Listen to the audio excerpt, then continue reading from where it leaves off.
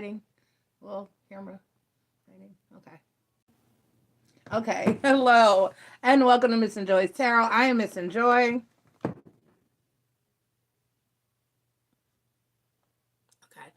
And this is your Aries. Hi, Aries.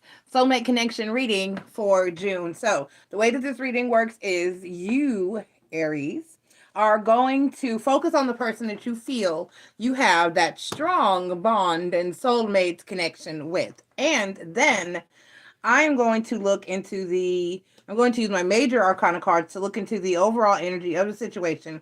And then we're going to get into the masculine energy and the feminine energy and see how things are flowing and going and how you both feel about each other and the connection. Now, you do not have to be in union with the person at this given time. You could be in separation from this person.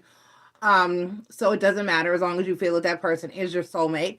And because I use the terms masculine and feminine, those terms are not gender specific. You can be a female with a masculine energy or a male with a feminine energy. It does not matter. Love is love, and everyone is welcome here. As long as you're loving on somebody, you're in the right place. Okay. All right. So let's go ahead and get into your energies. Oh, wait. We have to call spirit. I'm sorry. You're the first video of the evening. So you get to be present at the invocation of spirit.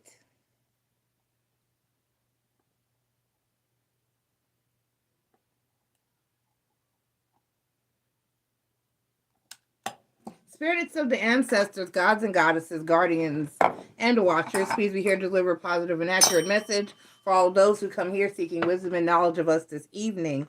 Only the spirits that I call here and mean us the greatest and highest of good are welcome here. Please protect us from evil and negativity. Guide us toward love and light, healing, prosperity, abundance, and clarity. Thank you. Thank you. Thank you. Thank you very much.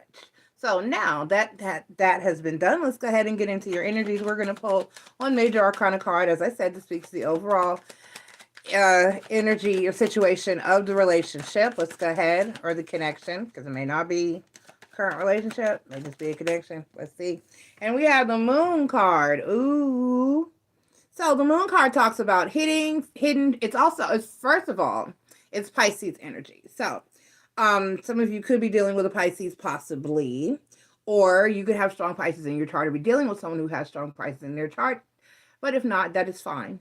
Just take what resonates and leave the rest. Okay, so the Pisces energy is the moon card. It's the moon card. And it is a card of things under the surface, hidden feelings, hidden emotions, things we're not talking about but we're feeling, or emotions as a whole. So let's go ahead and get into your energies and see what's going on here. We are going to first pull a Manifest Soulmates Oracle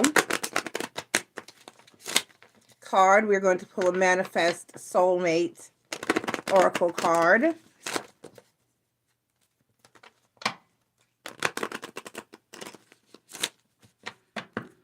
Alrighty. And we have, you want a person who comes into your life by accident, but stays on purpose. You want a person who comes into your life by accident, but stays on purpose. Absolutely. Choose to be present. Choose to be in my life. Choose to be my person. Choose to be here.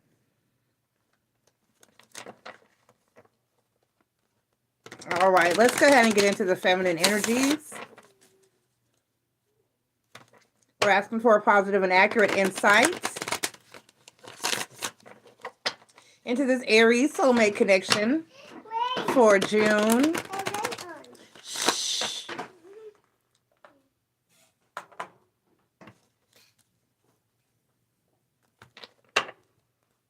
All right, and we're asking Spirit, what are my feminines feeling, thinking, and doing for this Aries soulmate connection for June? What are my Aries, my feminines, feeling, thinking, and doing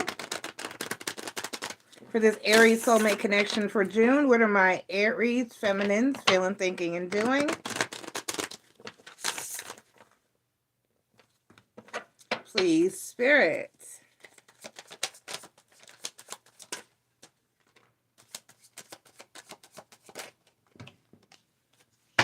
All right. And the King of Coins is the overall energy. The King of Coins is the overall energy. So then we have the Death card, the Star card, and the High Priestess.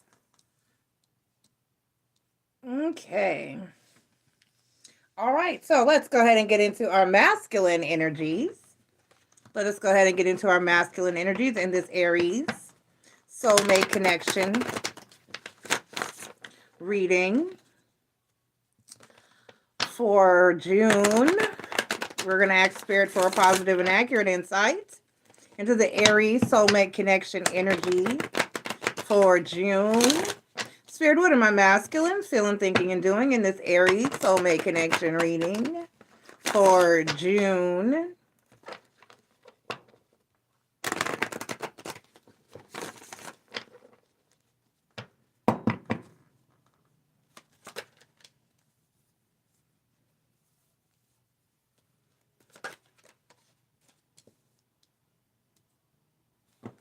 All right, so the Knight of Cups is the overall energy. The Knight of Cups is the overall energy for the masculine energy. So, the Knight of Cups in the masculine energy, that's an offer of love. That's incoming love. That's love arriving or being offered by the masculine unto this feminine. Now, in the feminine energy, we have a King of Coins.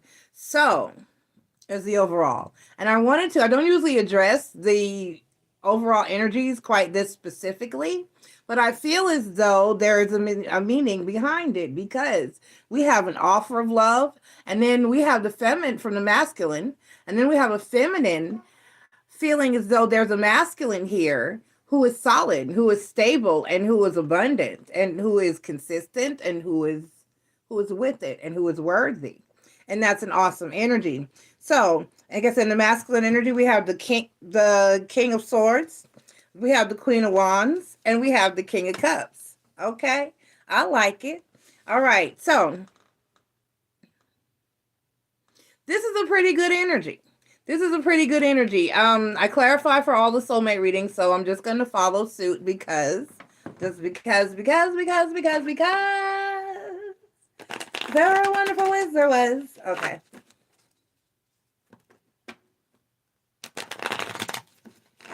All right, here we go. Let's go ahead and get it clarify in the feminine energy spirits. Why is the Death card here? The Death card is Scorpio energy. It is an energy of change and transformation. Nothing can die without being reborn. No form of energy can simply cease to exist and vanish into thin air. It must transmute. It must go somewhere, or it must be renewed into another form. So we have the Death card, which is clarified by the Five of Wands and the Page of Wands and the Lover's card. I like it. All right, so next we have the Star card. The Star card is Aquarius energy. And this is some major arcana here. Actually, in the feminine energy, we have all major arcana. And so that means that this feeling like this, the energy of the masculine that she's dealing with is the King of Coins, is a major thing for this feminine. So we have the Star card clarified by the Queen of Swords, which now we're mirroring each other because we have a Queen of Swords in the feminine energy, and we have a King of Swords in the masculine energy. And then we have the King of Wands, and then we have the Nine of Cups. All right, so next we have the High Priestess card, clarify the High Priestess spirits in the feminine energy, and we have the Fool card, which is Aries energy, and the Moon card, which is pulling from the overall energy that we had in the beginning, the Moon card, the Six of Cups, and the Queen of Pentacles. Okay. The overall here is the Seven of Cups. Let's get into the masculine energy. I don't need this deck. Why are you out here? Oh, because both of you are out here. And you don't need to be. Let's put you away. Bye-bye. All right, so let's get into the masculine energy.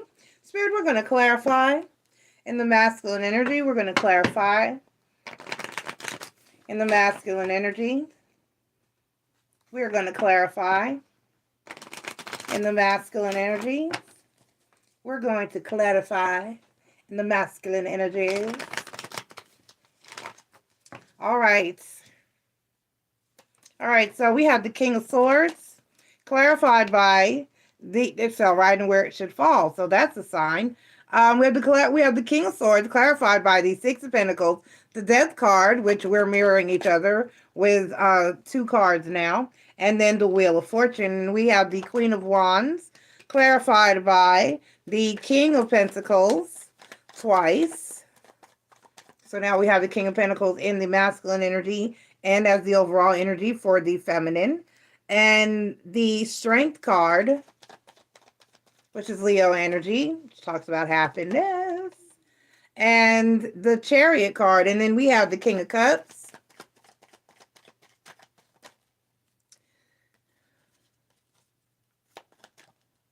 Clarified by the Queen of Wands, which is here twice, because the Queen of Wands was just right.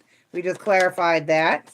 And the Nine of Coins. And the Star card. So we have 3 cards that are mirroring each other in the masculine and feminine energy. So, and then the Seven of Wands. So here we go. We have a feminine up here who is feeling like this masculine is different. This is a different situation with the death card, with the death cards. The inner Mercury retrograde is not going to let us have peace. With the death card here is the first card out. We have the feminine up here in the energy of feeling like this masculine is different, that it's safe. With the Fool card down here to clarify the High Priestess card. Clarified by the Fool card, the Moon card, the Six of Cups, and the Queen of Pentacles. The Star card is clarified by the Queen of Swords, the King of Wands, and the Nine of Cups. So this is a feminine who had been looking for a different kind of person or a different kind of masculine to deal with, not the same old, different type, different situation, different energy. This was a feminine who was saying, I don't want a King of Wands type of energy in my life anymore. I don't want someone who's in and out. I don't want someone who's inconsistent. I don't want someone who's a total and complete fuckboy. I want someone who is solid and stable, and King of Coins energy and desirable. Underneath the King of Coins, we have the Ace of Wands, and then we have the World card. So this is a feminine who was looking for somebody who was going to offer, who was going to be stable and abundant, who was going to offer stability and abundance, and who was going to be the last, the end all be all. All right, starting a new cycle and maintaining that type of energy in her life and in her energy. So down here we have a masculine who looks like he's on board to do so. So the energy that I feel is a very solid, a very stable energy down here. It's an energy of someone when the King of Swords, first of all, the King of Swords is a man who was older. He is stable. He is abundant. He is determined. He is honest. He is in his power. He's in his power, and he knows what it is that he wants, and he knows how to go about getting it, and he knows how to conduct himself. He wields the sword of truth, and the King of Swords is one of the better energies to come across. He may be a bit edgy. He may be a bit stern. He may embody that alpha energy that'll like snap at you and maybe cuss at you a little bit if you cross him. However, it's an energy that of a provider and a protector. It's the energy of a provider and a protector when you're looking at a King of Wands energy, and the feminine is feeling as though he's moving in the King of Coins energy as well. So she's seeing, the feminine is seeing that stability within a masculine here in this situation. Now this masculine is seeing the feminine in the Queen of Wands energy, which is a stable and abundant energy. The Queen of Wands is the metaphysical sister in the deck. She is the witchy one. She is the one who wields the wand, who wields the staff, who wields the power. If you look at other depictions of the Queen of Wands, the Queen of Wands will have around her everything that is necessary. She will have water around her. She will have earth around her. She will have animals, which are signifying flowers, which signifies stability and abundance, and having everything that she needs at her fingertips and the ability to get it going and keep it popping and make things happen. The Queen of Wands is one of the energies that comes through as a wifey energy, okay? Um, and and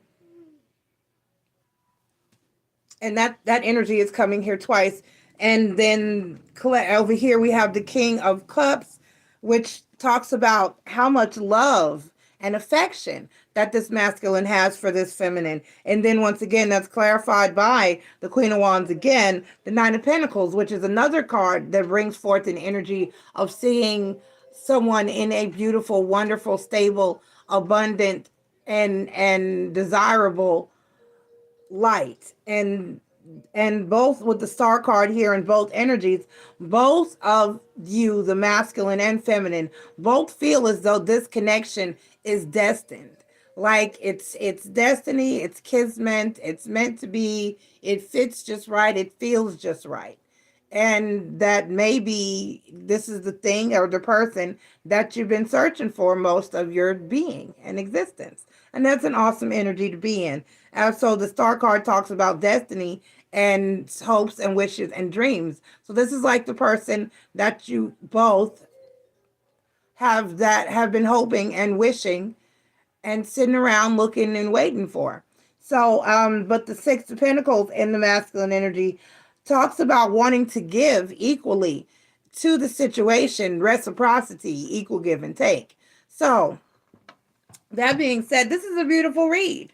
This is a beautiful read. This is two people who see each other in a beautiful, wonderful light and are present for it, here for it, determined, feel as though it is destined, it is kismet, and it is meant to be, are embracing each other and the situation, and are moving forward in a positive, loving, caring energy.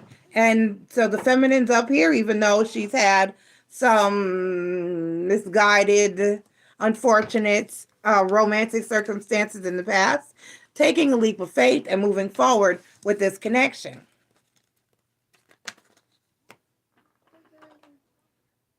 You have to wait for your mom to come back. All right, let's get your Oracle of Dreams card. Let's get your Oracle of Dreams card. You're not going to like that. That's not candy. It's a cough drop. All right, let's get your Oracle of Dreams card. Let us get your Oracle of Dreams card, Aries. This is a beautiful read. You want a person who comes into your life by accident, but stays on purpose. And that is exactly what it looks like is going on here. Two people that are choosing to go for it. Two people that are choosing to have each other in their lives. Two people that are choosing each other and a connection. Okay, so 48. I have never read this particular card. Let us see.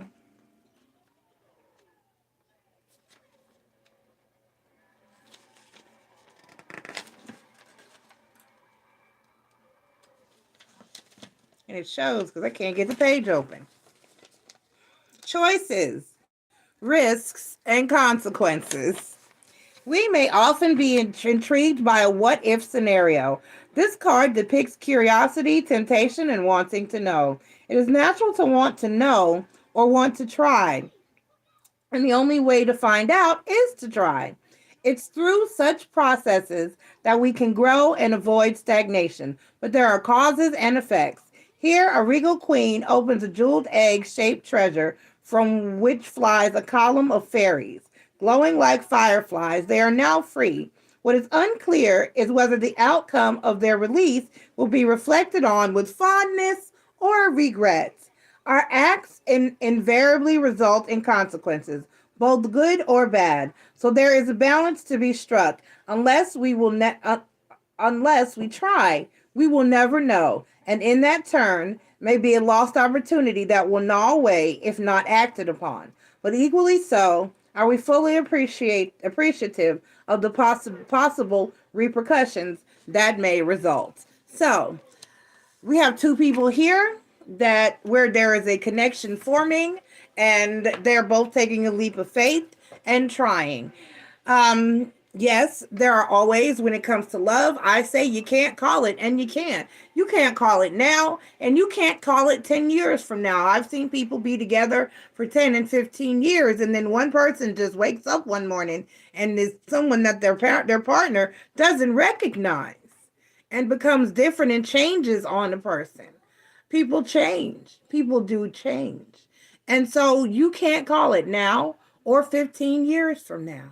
So instead of being afraid and running for new situations, you got to try. You won't know unless you try. And if is a big little word. It's only a tiny 2-letter word, but it's a really big word. Because if you don't try and you don't take that leap of faith and that chance, then you'll never know. And you'll be lost you'll be stuck with the energy of always wondering, what if? What if I had taken that chance? What if I had dated that person? What if I had met that person? What if I had pursued this connection?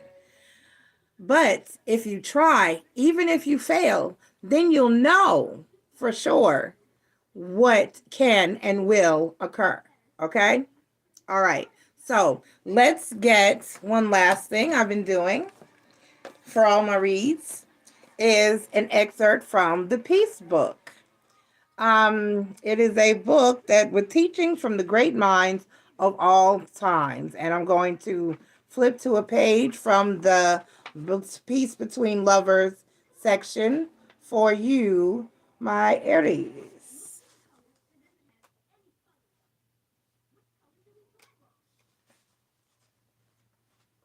Hold on. It's hard because it's not a big section. I must learn to be content with being happier than I deserve. I must learn to be content with being happier than I deserve. I must learn to be content with being happier than I deserve. So basically, Aries, accepting, there's this saying, and I'm going to leave you with this one, and then I'm going to let you guys be on your way. The hardest relationship is not the bad, crappy, shitty relationship. The hardest relationship is the first happy and joyful and peaceful relationship after the bad ones. Okay? Because in a lot of times, it's hard to accept good. It's hard to accept normal. And it's hard to accept happiness when it's something you've never had and never experienced before. Okay? So, once again, enjoy that. Accept that it is okay to be happy. All right? I love you, Aries. Good luck with this. Take a chance. Try it. You never know if you don't try. Nothing beats a try. Nothing beats a fail but a try. And go for it and accept it if it goes well. Don't sabotage. Okay? All right. So I love you guys, and I will talk to you for your July soulmate readings. Bye.